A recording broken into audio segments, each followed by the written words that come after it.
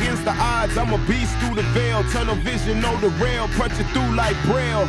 Mountains in my path, turn them to dust in the gale. Walk through fires, laugh, I'm the phoenix tail. Chain breaker, let lift the heels, digging in the dirt. Battle scars on my skin, wear them like a shirt. No retreat, no surrender, blood, sweat on alert. Crushing doubters, haters squirm, watch them tear it asunder. Stakes higher than the tower, be like walking through fire. Unbroken, untamed, flexing iron willpower. Against all odds, man, these dreams I will devour. Victory in my grasp, it's the hero's hour. Put it all on the line, stakes higher than a tower. Unbroken, untamed, flexing iron willpower. Against all odds, man, these dreams I will devour. Put it all on the line.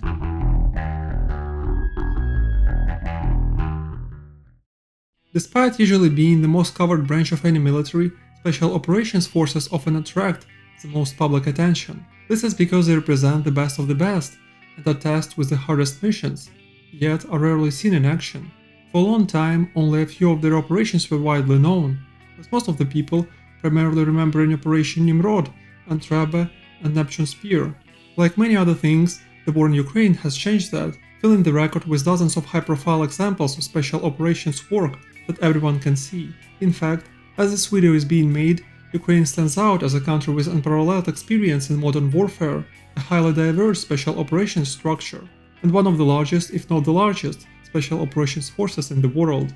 This is why we decided to dedicate a whole video to this topic, even though many of these operations have already been covered in previous battle breakdowns. But before exploring our Ukrainian SOF formations, it's important to understand exactly what kinds of missions they carry out. Out of the more routine jobs of these units is reconnaissance. Since operatives are trained to act as covertly as possible, special-purpose detachments can perform deep reconnaissance behind enemy lines, locate and direct strikes on high-value targets, and gather intelligence from enemy communications, drone feeds, radar emissions, and even from locals and undercover agents. Yet, what usually interests people the most are direct action missions, like those we mentioned above. Here, Ukrainian Special Operations Forces also have practically unmatched experience. Raid operations to assist regular troops, sabotage missions to destroy high-value targets and infrastructure, and complex operations on land, at sea, and in the air. Multiple examples of these can be found across many of our videos, and we will highlight only some of them later.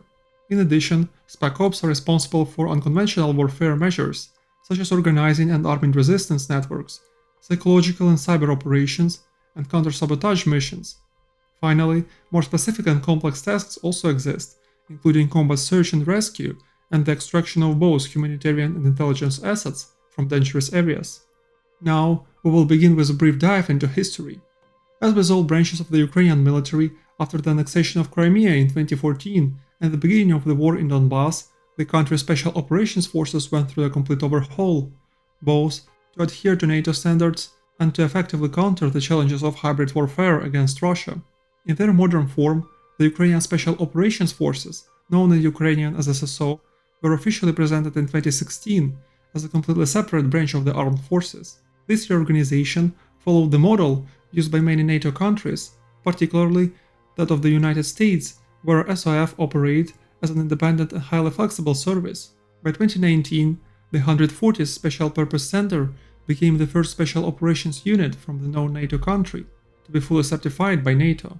This certification officially recognized the unit as meeting the highest possible standards for equipment, training, planning, and interoperability, and granted its right to participate in international NATO response force. Not surprising, as some of the Ukrainian SOF units already possessed more real-world combat experience than many of their NATO instructors and examiners. For example, the 3rd and 8th Separate Special Purpose Regiments, both direct successors of Soviet-era elite GRU units, have been fighting in eastern Ukraine since 2014. Their operators took part in such brutal battles as one for Donetsk airport, where they both gained invaluable combat experience and suffered many bitter losses. It's not a coincidence that July 29th became the official day of the Ukraine's Special Operations Forces.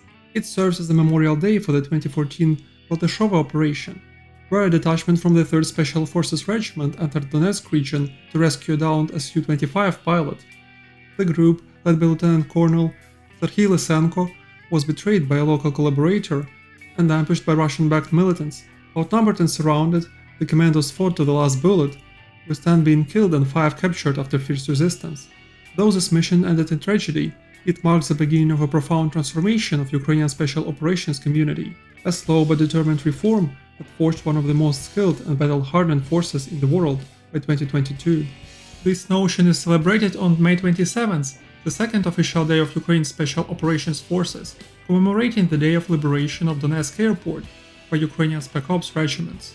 A generation of new officers, such as Alexander Trepak, who rose through the ranks of the 3rd Special Forces Regiment, personally fought for Donetsk airport and became the head of the Ukrainian Special Operations Forces in 2025, further underscores the evolution of the country's Special Operations community. In this video, we will also look beyond SOF itself and examine units that, while not formally part of Special Operations Forces branch, carry out similar high-risk missions. These include elements of the Defense Intelligence and Security Service of Ukraine, National Guard, and other branches. Though organizationally separate, their missions, capabilities, and impact are comparable to those of their colleagues who carry the official title of Special Operations Forces. So, starting with them, the Unified Special Operations Forces Command controls separate units and auxiliary branches such as Resistance Movement Command and Ranger Corps. The main direct action units are the above-mentioned 3rd and 8th Special Purpose Regiments, also called Special Operations Centers East and West, respectively. Both internally consist of multiple task groups, with each in the current form having separate drone and sniper detachments. Further details about the structure are classified, but what is definitely known is their effectiveness. Full of veterans of battles that unfolded before 2022 in Donbass, these Spec Ops units applied their immense experience during the full-scale invasion, being one of the key units in defense of Kyiv. In particular, 8th Regiment operatives were often seen fighting along regular troops, as well as doing a full range of special tasks described above during the battle for the capital. After that campaign, these two units, along with smaller 12 Special Operations, 47 Special Purpose Detachments and 98 Reconnaissance, 140 Special Purpose, 142nd Training, 144th Fire Support Centers, were seen all across the front line. For example, 8th Regiment operatives participated in Kharkiv counteroffensive, as well as battles for Severodonetsk, Bakhmut, Avdiivka and Kursk region. In the latter, the operatives not only played a major role in concealing the operation and infiltrating behind the border at the beginning, but also conducted a special operation in evacuating a wounded North Korean soldier. In constant battles on the very tip of the salient, Ukrainian forces at some point faced North Koreans. But in order to once and for all prove that Russia once again escalated the war, the capture of at least one was necessary. Videos feature multiple attempts, but due to language barrier and ideological training, North Koreans mostly took their lives upon the possibility of capture.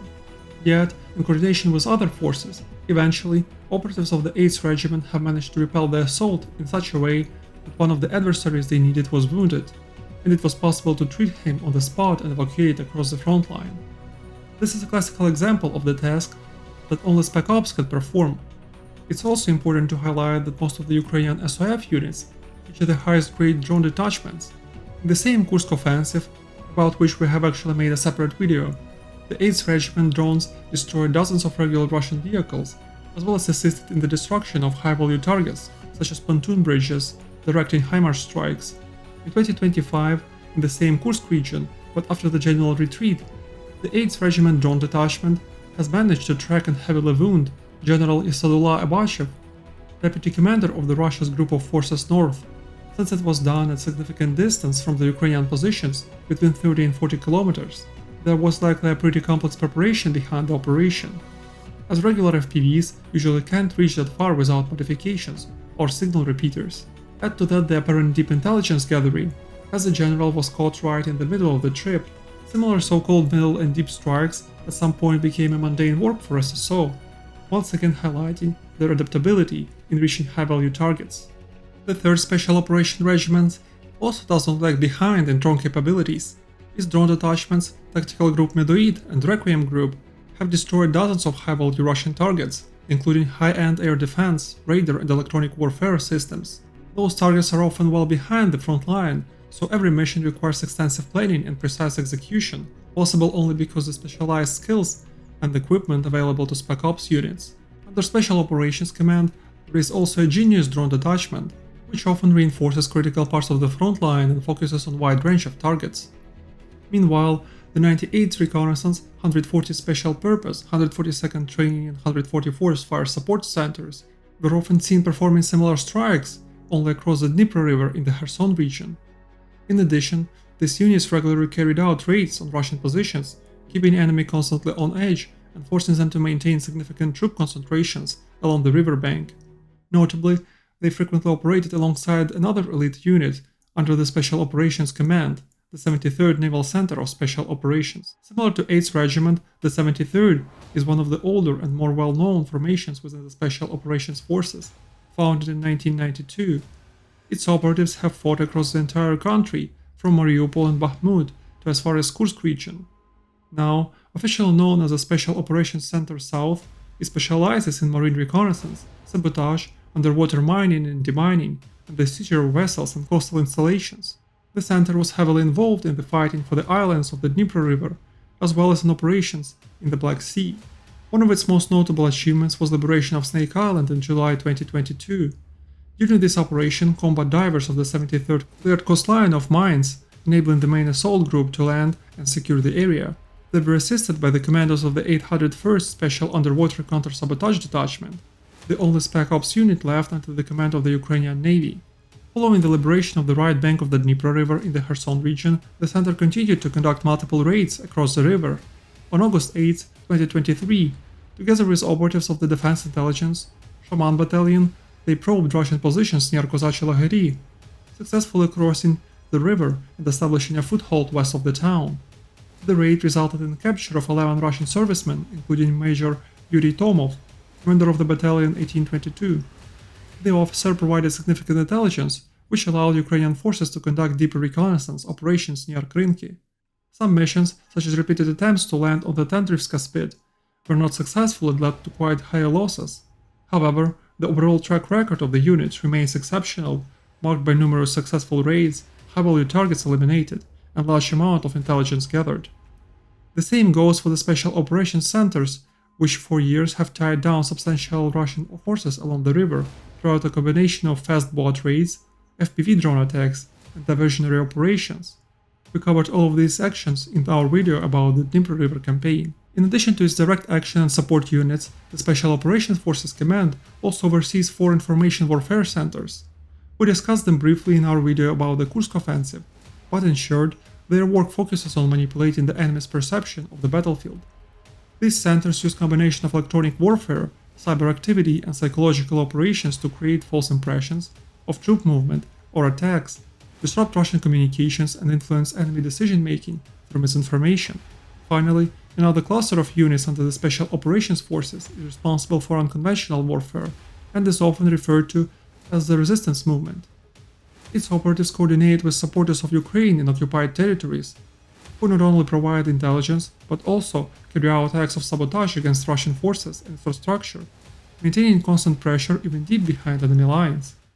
Finally, let's talk about Ranger Corps. The idea for these units originated in 2022 during the Kharkiv and Kherson offensives, when Ukraine urgently needed the troops capable of leading assaults on heavily fortified Russian positions. Mechanized units at that time often lacked the combat experience necessary to initiate breakthroughs and infiltrate through enemy forward positions. The same applied to the air assault forces, who were better suited for exploiting already created gaps rather than opening them. As a result, Special Operations Forces operators, who were never meant to fight in such large-scale engagements, were frequently tasked with spearheading those assaults. Despite their remarkable skill and adaptability, they suffered significant losses, largely because of their light equipment and limited armored support. Their typical raid vehicles were Humvees, which, while mobile and versatile, offered little protection against heavy enemy fire. To prevent further depletion of the elite SOF personnel, the Ranger Corps was established, bridging the gap between regular infantry and Special Operations Forces. Rangers were envisioned as more numerous, battle-hardened force capable of executing complex offensive operations without requiring a full SSOQ qualification course. This shortened preparation process allowed faster deployment while still maintaining a higher-than-average combat capability. Unlike traditional SOF regiments, Rangers were also trained to operate heavier equipment, including infantry fighting vehicles, tanks, and artillery systems. By late 2024, 4 Ranger regiments, the 4th, 5th, 6th, and 7th were announced, with the 4th and 6th confirmed as fully operational. Equipped with modernized BMP-1s, T-64 tanks, self-propelled artillery, and armored transport, these units resembled hybrid formations similar to the Defense Intelligence Kraken regiment, which we will cover later. The Rangers played their most prominent role during the Kursk offensive. Deployed around November 2024 as a part of the reinforcement of the Ukrainian salient, they were sent to the very front line where some of the heaviest fighting occurred. Working closely with other special operations units, they faced numerically superior North Korean contingents, supporting Russian forces, and managed to hold their advances. Having their own artillery proved decisive. When North Korean infantry and armor tried to push across open terrain, Ranger forward observers could rapidly call in the direct fire missions, inflicting heavy casualties and blunting the assaults before they reached Ukrainian positions. Beyond their combat strengths, the Rangers demonstrated remarkable versatility. They were capable of carrying out almost the full range of SOF missions, including reconnaissance of high-value targets, covert infiltration behind Russian lines, ambushes, and sabotage. Still, their core missions remained assaults and raids on fortified positions executed with this combined support of armor and artillery. Even after Ukrainian forces withdrew from the salient, Ranger detachments continued operating in the Kursk region, conducting reconnaissance and sabotage operations along other special operations units, truly becoming an integral part of the SOF structure. To wrap up the overview of Special Operations Forces, it's important to mention the 35th Mixed Aviation Squadron. This unit provides the Special Operations Forces with a dedicated air component, ensuring mobility and drastically reduced time for missions planning and execution. In short, it exists so that missions can launch faster and with fewer people aware of them. By the end of 2020, the squadron was planned to operate Mi-2 and Mi-8 transport helicopters, N-26 light transport aircraft, and later Mi-24s for close air support. This combination of light and medium aviation assets allows SOF units to insert operatives deep behind enemy lines, extract teams under fire, and deliver supplies or precision airstrikes when needed, completing the full spectrum of operational independence that defines Ukraine's modern special operations forces. We could end here, but what we will cover next are units that are not officially considered part of special operations forces in Ukraine, yet they carry out exactly the same tasks, and there are quite a lot of those. We will begin with most well-known formations under the Defense Intelligence of Ukraine, also known as GUR. Its head, Kyrylo Budanov, for a long time was both the author and participant of numerous special operations missions. For example, in August 2016, a Ukrainian group of combat divers of GUR, led by then Major Kyrylo Budanov, carried out landing in occupied Crimea. Their mission was to sabotage a Russian airbase and gather intelligence on local military installations. Although the mission's secrecy was compromised and an ambush awaited them, the Ukrainian operatives engaged and eliminated the Russian FSB team, attempting to intercept them, and then successfully broke contact, retreating back to Ukrainian-controlled territory without losses. So, it's natural that under Budanov's leadership, the Defense Intelligence of Ukraine drastically expanded the number of its so-called active operations units. Probably the most famous of them all is Kraken, which likely served as a prototype for the later Ranger regiments. Formed in Kharkiv on February 24, 2022, the very day the Russia launched its full-scale invasion, Kraken originated from the veterans of the war in Donbass and local volunteers. Soon it evolved from a city defense detachment into a regiment-sized active operations unit subordinated to the GUR. Built around 5 battalions and regimental structure, Kraken combines assault companies and drone FPV element, artillery and mortar units, anti-tank teams, engineering and sapper capabilities, an armored company, divers, snipers, medical and support services. A true multi-role elite strike formation. On the battlefield, Kraken quickly gained the reputation for high-tempo offensive and raiding operations. During 2022, it played a crucial role in defending Kharkiv, repelling Russian attempts to seize the city. Later this year, it spearheaded assaults during the Kharkiv counteroffensive, liberating multiple settlements across the region. In 2023 and 2024, Kraken fighters were seen in some of the fiercest battles, including Soledar, Bakhmut, and Liman, often deployed to stabilize collapsing sectors or lead rapid counterattacks. The unit has also carried out a number of deep strikes and sabotage missions beyond the front line, including drone attacks, precision artillery coordination and raids on Russian infrastructure and supply depots on border regions. Yet, Kraken's main strength has always been its mobility and focus. It deploys to a critical section of the front, executes sharp counterattacks to break the enemy's tempo, and then, unlike regular brigades, withdraws, leaving the area to be held by conventional forces. Among their most notable recent actions were their engagement in Chasiv Yar and Vovchansk in 2024, battles where Kraken's rapid reaction and precision strikes quite literally turned the tide at critical moments. Over time, the unit has continued to evolve. By the end of 2024, Kraken underwent a partial transformation. With its ranks increasingly filled by international volunteers and foreign instructors, many of its Ukrainian founders formed a new specialized drone detachment, Kraken 1654, which became an integral part of the 3rd Army Corps. Alongside Kraken, another elite defense intelligence unit took part in the defense of Chasiv Yar and Vovchansk, called Artan. Smaller in size, closer to the company, this formation represents a more classical special operations unit, mostly infantry and focused on surgical precision rather than heavy firepower. However, Artan has its own distinct specialization. From its creation, it has been heavily oriented towards maritime missions, particularly speedboat raids and small amphibious assaults.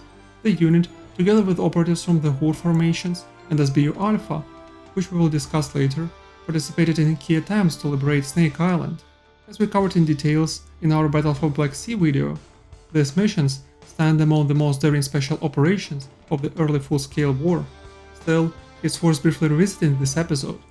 On May 7, 2022, Ukrainian Special Operations Forces from the Defense Intelligence of Ukraine and SBU Alpha unit launched a bold helicopter assault on Snake Island.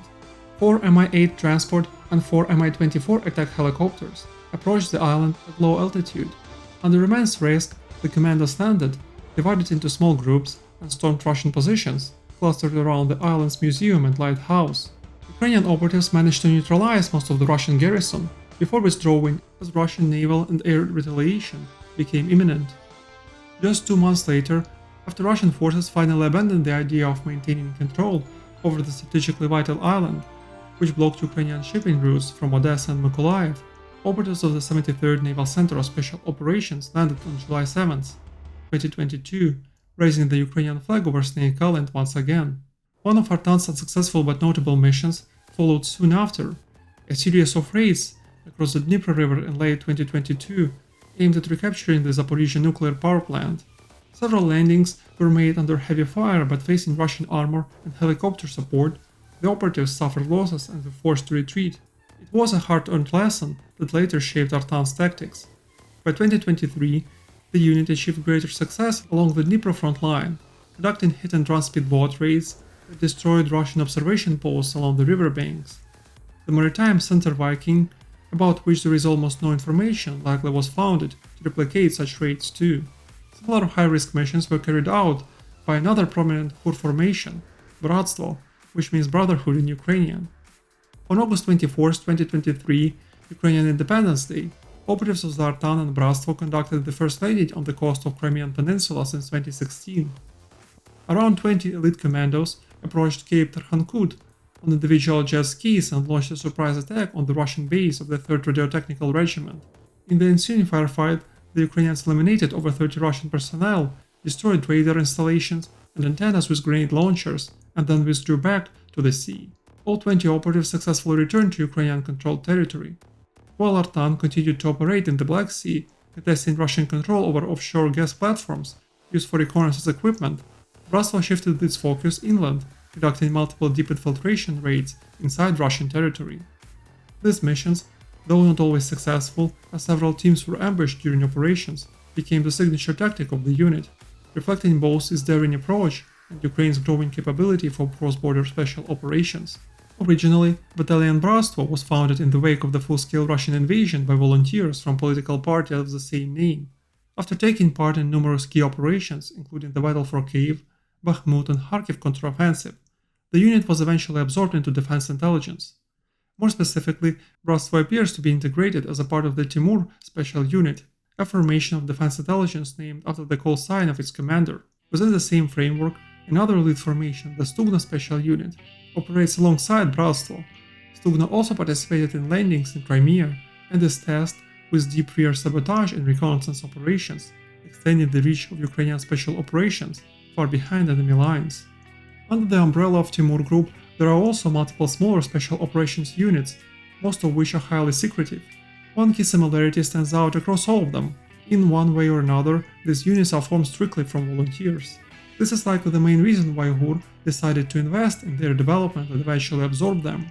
Some of the known units include the 6th Special Operations Detachment, Belarusian Volunteer Corps, Black Winter Group, Chimera Special Unit, First Line Special Unit, Junger Group, Nobody Special Operations Detachment, Paragon Company Special Unit, Raven Group Special Unit, Revive Group, Russian Volunteer Corps, Siberia Battalion, Spectre 33, Triton Vidar Special Units, Detachment Court, Ace Battalion Aratta, 1514, and Guardians of the Darkness Special Unit. We will briefly go over the ones for which more or less verified public information exists, besides the fact that most of them fought in Volchansk at some point when Russian forces advanced in 2024 and the defense of regular Ukrainian troops faltered. On September 11, 2024, units such as Nobody, Chimera and Raven Group reported fighting near the coast of Crimea and on the offshore gas rigs in the Black Sea. But we also need to highlight some Russian volunteer formations, in particular the Russian Volunteer Corps. The unit was formed in August 2022, composed primarily of the Russian nationals who opposed the regime of Vladimir Putin. Many of its members had previously volunteered with Ukrainian forces since 2014 and recommitted after the full-scale invasion. Ideologically, the RVC presents itself as a military political organization aiming to overthrow the Russian government, while operationally it remains subordinated to the GUR. The RVC has been active both on the front line in Ukraine, including around Avdiivka and Vovchansk, as well as in cross-border raids into Russian territory, notably in Bryansk region in March 2023 and Belgorod region since May 2023. Its operation emphasized small, highly mobile sabotage and reconnaissance detachments capable of deep penetration strikes, ambushes, artillery spotting and disruptions of enemy logistics. Because the unit consists of Russians fighting against their own government, it also carries significant psychological and ideological weight. We covered their cross-border raids in a separate video. There are at least 3 of the units formed from the Russian volunteers: the Siberian Battalion, Freedom of Russia Legion, and Nomad Volunteer Unit. While all have fought at various points along the front line, they fall under 2 different GUR detachments. The Siberian Battalion operates within the Timur Group alongside the RVC, whereas the Freedom of Russia Legion and Nomad Volunteer Unit were founded under the International Legion of Defense Intelligence of Ukraine. Over time, multiple international legions emerged within the Ukrainian armed forces. The most professional volunteers eventually joined GUR, while those with less experience continued to fight under the Ukrainian Land Forces International Legion. We will highlight only the units affiliated with defense intelligence. In addition to Russian volunteers, from the Freedom of Russia Legion and Nomad units, this branch encompasses a wide array of international and volunteer formations: the Bors Regiment, Sheikh Mansour and Johar Dudayev battalions of Chechen volunteers, Boshkort Company, Cyclone Group, Grek Company, Group of Greek volunteers, Imam Shamil Battalion of the Caucasian volunteers, Kastus Kalinovsky Regiment of Belarusians, Astra, Noble and Phalanx Team, Solidarity Special Unit of Georgian volunteers, 1st through 5th Squadrons of the International Legion, Drone Unit ISR-X, and Special Intelligence Unit NUR. Almost all of the units we discussed above were formed after the beginning of the full-scale invasion. Yet, within GUR, there remains a core of operatives who have been serving long before 2022, forming the institutional backbone of the Ukrainian military intelligence. One of the oldest and most respected among them is the 10th Separate Special Purpose Detachment, an elite reconnaissance formation directly subordinated to the Force Directorate of Special Reconnaissance of the Defense Intelligence of Ukraine. Established in 1993 under the leadership of Afghan war veteran and hero of the Soviet Union Yaroslav Horoshko, it serves as a GUR special service for operations abroad. Most of such involvements are obviously classified, but rumors and leaks indicate that GUR and SSO operatives, not necessarily from the 10th Detachment, were conducting missions in Sudan and Syria. As the reports indicate, 2023 and 2024 as years of involvement, it's quite easy to guess who they were hunted there. In Ukraine, since 2014, the detachment has been active in counter-sabotage, deep reconnaissance and high-value target elimination behind enemy lines. In 2015, it famously took part in capture of members of Russian 3rd GRU Spetsnaz Brigade and the collection of critical evidence of Russian involvement in the war. 2 years later, in 2017, the operatives carried out several successful covert missions, including the elimination of the FSB Spetsnaz officer Colonel Yuri Cherkashin and the destruction of Russian sabotage group led by Captain Alexander Sherba. During the clash, Russian serviceman Viktor Ageyev was captured, confirming the participation of Russia's 22nd GRU Spetsnaz Brigade. All this underscores the unit's clear counter-sabotage focus, with expertise in such matters developed long before 2022. Yet, after the invasion began, the operatives took part in many more traditional missions, with the Kabul 9 unit being highlighted the most. Its name likely stems from the fact that its operatives, now mostly focusing on drones, were actually those who in 2021 helped to evacuate over 700 people from Afghanistan. Today, Kabul 9 reportedly focuses on drone warfare, supporting intelligence and strike operations along multiple fronts. Another notable and highly secretive formation within GUR is Shaman Special Unit. Formed on February 23, 2022, from one of the companies of the 10th Detachment, Shaman quickly earned reputation for precision and daring. Although it's capable of a wide range of special operations, most publicly released footage highlights long-range eliminations, suggesting that marksmen and snipers constitute a significant portion of the unit. Shaman also incorporates two affiliated subunits, the Crimean Battalion and the Ichkerian Special Purpose Battalion. The latter is composed largely of veterans of the Chechen Wars and the Syrian Civil War, and was founded by Ahmed Zakayev, the head of the government in exile of the Chechen Republic of Ichkeria, which was conquered by Russia in year 2000. This raises a logical question: why do volunteers from the same countries often fight in different Ukrainian units? As seen earlier, Russians, Belarusians and Chechens do not form one large national formation, but rather operate in smaller, ideologically distinct detachments. The reasons for this are complex and vary case by case. Some volunteers see the destruction of Russia as their primary goal, others simply aim to defend Ukraine and its people, and still others hope to overthrow the current Russian government and replace it with their own leadership. In practice, GUR seems to care less about their ideology and more about professionalism, creating a fighting force that is diverse in background but united by motivation and skill. Among the many smaller and mostly drone-focused GUR units, three highly specialized formations deserve separate mention. The first is the Military Intelligence Aviation Detachment of GUR, which provides Ukrainian operatives with air mobility and rapid deployment capability. Operating two UH-60 Black Hawks and an ex-Russian Mi-8 MTSH delivered by defecting Russian pilot, this compact but professional unit has carried out several tactical helicopter raids, inserting special forces deep behind enemy lines, both on Russian territory during RVC raids and near Pokrovsk in eastern Ukraine. Next is Primary Unit, a relatively new formation that began revealing its work publicly in 2025. It quickly became known for high-precision drone strikes on Crimea, where mid-range drones equipped with Starlink terminals destroyed dozens of Russian radar installations and air defense systems, including entire batteries of the S-400 complex. Finally, there is Group 13, one of the most secretive formations in GUR's arsenal. Unlike most others, it operates primarily unmanned surface vessels. Group 13 Sea drones have achieved spectacular results, sinking the missile corvette Ivanovets, the large laden ship Cesar Kunikov, and the patrol ship Sergei Kotov. For the first time in history, the unit also employed a sea drone with the surface-to-air missiles, successfully shooting down two Su-30s fighter jets and Mi-8 helicopter, a groundbreaking innovation in naval warfare. GUR also is famous for assisting in downing of at least two Russian A-50 AVAX planes and a Tu-22 strategic bomber.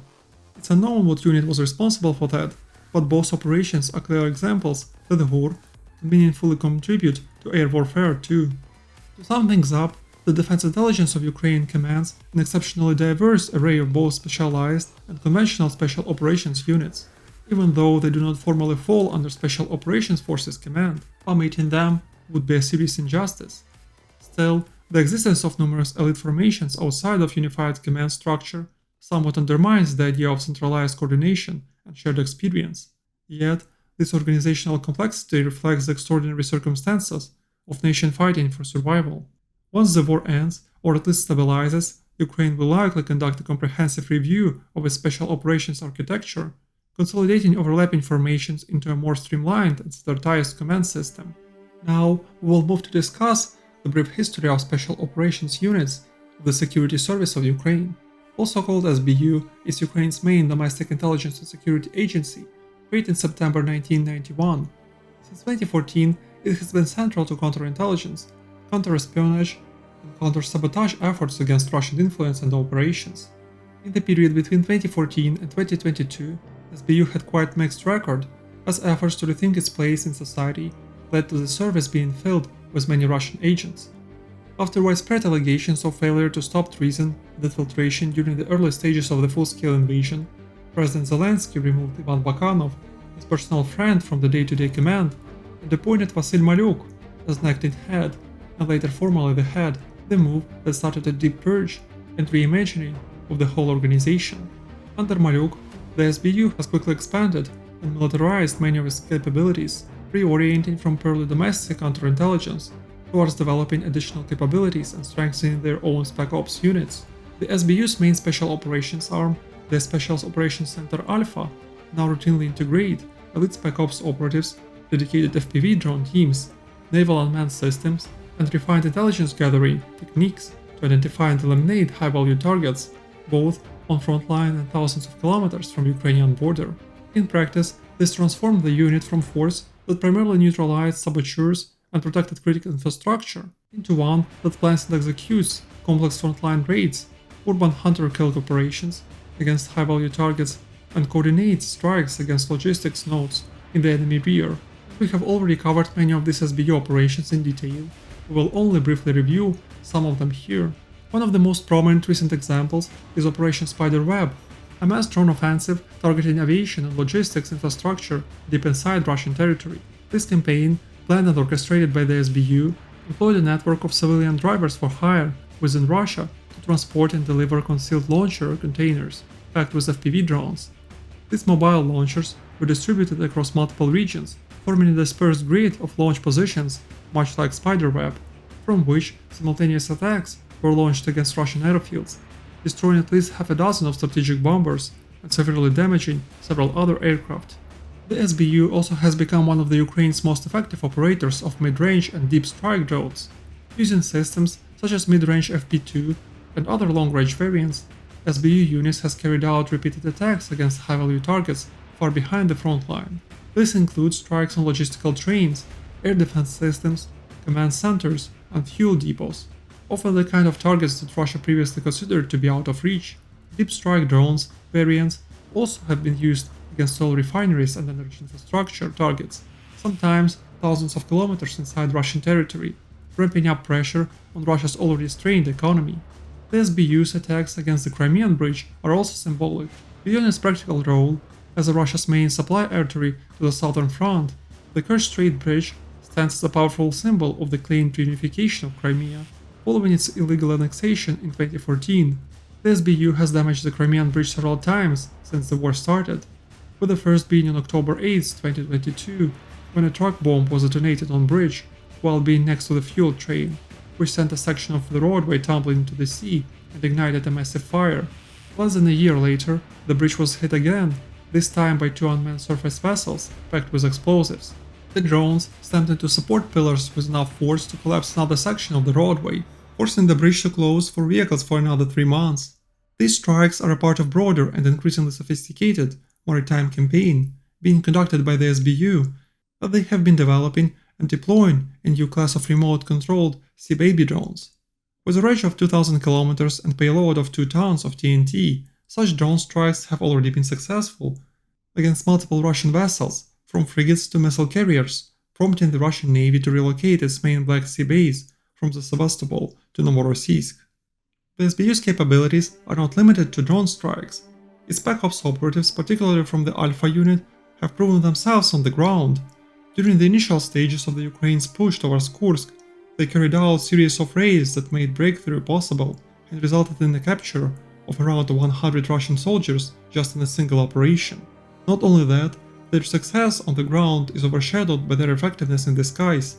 SBU drone teams consistently rank among the top 3 units in Ukraine when it comes to the verified strikes points each month.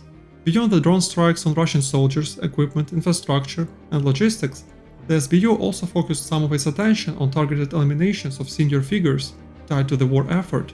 The assassination of Lieutenant General Igor Kirillov, the head of the Russia's radiation, chemical and biological forces, is perhaps the most notable. Kirillov and his aide were eliminated by an explosive device hidden in the electric scooter that detonated as they left the Moscow apartment. Just a day earlier, SBU has issued warrant for his arrest, accusing Kirillov of directing war crimes. Kirillov's death is not an isolated event. Since the war began, independent accounts have tracked roughly a dozen senior commanders, either killed in action or eliminated on Russian soil. This is a pattern that underlines how SBU's intelligence and strike capabilities have migrated further and further inside Russia. Taken together, this operation reveals how SBU has evolved into one of the most agile and, ironically, offensive-minded internal security services in the world. Similar to SBU, the Ministry of Internal Affairs had to undergo rapid adaptation after 2022 as well. All of its branches, the National Police, Border Guard Service and National Guard, not only participated in active combat, but also formed their own special-purpose units, worth examining. When it comes to the National Police, even before the full-scale invasion, Ukraine maintained SWAT detachments in every major city, known collectively as CORT, Rapid Operational Response Unit. From the first days of the invasion, these police SWAT teams shifted from countering organized crime and hostage situations to direct engagements with Russian forces. Over time, after proving their combat capability, CORT units were consolidated into Skala National Police Brigade. Although this transition somewhat diluted their elite character, these assault brigades, such as Ludь, Khizhak and Skala, retained a focus and expertise in urban warfare. With initially limited access to heavy equipment and operating primarily as infantry, they became specialists in dense, close-quarters fighting, exemplified during operations in Toretsk. Interestingly, long before 2022, in 2016, CORT operatives already trained alongside the 10th Special Purpose Detachment Dozor, a Border Guard Special Operations unit. Dozor, though officially part of the State Border Guard Service, was frequently seen operating alongside elite Ukrainian formations, including in Lovchansk and near the Crimean coast, highlighting the unit's proficiency and interoperability despite its formal subordination. However, it was the National Guard of Ukraine that played the most prominent role in national defense among all Ministry of Internal Affairs formations. Initially restructured in 2023 under the Offense Guard initiative, these brigades evolved into full-fledged military units, complete with armor and artillery. As their importance grew, a second reform followed in 2025, created two corps, the first Azov Corps and second Khartia Corps. These are formed around the 12th Special Brigade Azov and the 13th Brigade Khartia, both often cited among Ukraine's most capable formations. Naturally, such a large combat-proven structure required its own special operations element, which came in the form of the Special Purpose Center Omega. It's important to not to confuse this with Omega Team of the International Legion's 1st Squadron. The Omega Center, founded in 2003, used to specialize in counterterrorism and high-profile law enforcement operations.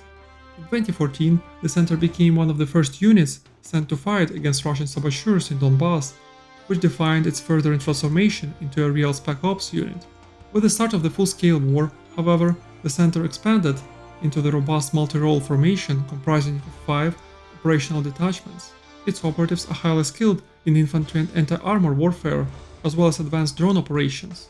Omega's reach across multiple fronts suggests it may command as many as 1,500 operatives. The center also operates a renowned Wings of Omega drone detachment, known for its precision strikes and reconnaissance capabilities. In addition to that, each of 5 Omega detachments likely has its own drone units, the most known being Peaky Blinders of the 2nd Detachment. From the earliest days of the war, notably in the Kharkiv and Kyiv, Omega operatives were instrumental in repelling Russian advances. Among the lesser discussed formations, special purpose units of the military police deserve mention.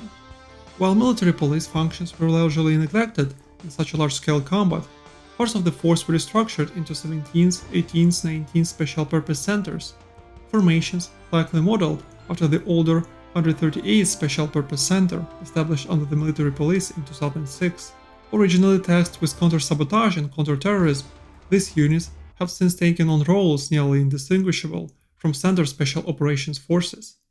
Combat footage shows them engaging in intense frontline assaults and precision engagements across various sectors. Finally, between 2022 and 2025, many battalions and detachments across the Ukrainian ground forces and National Guard carried the designation of special purpose before being reorganized into standard units. A clear example of that is the evolution of the separate purpose detachment Lyubart, which actively fought in Bakhmut as a part of Special Operations Forces. It was later expanded into the 5th Special Purpose Battalion Lyubart and integrated into 12th Brigade Azov. before eventually becoming the 20th Operational Assignment Brigade Lyubov. While the name persisted, the expansion effectively transformed the once elite unit into regular National Guard Brigade, its special operations character largely diluted through scale.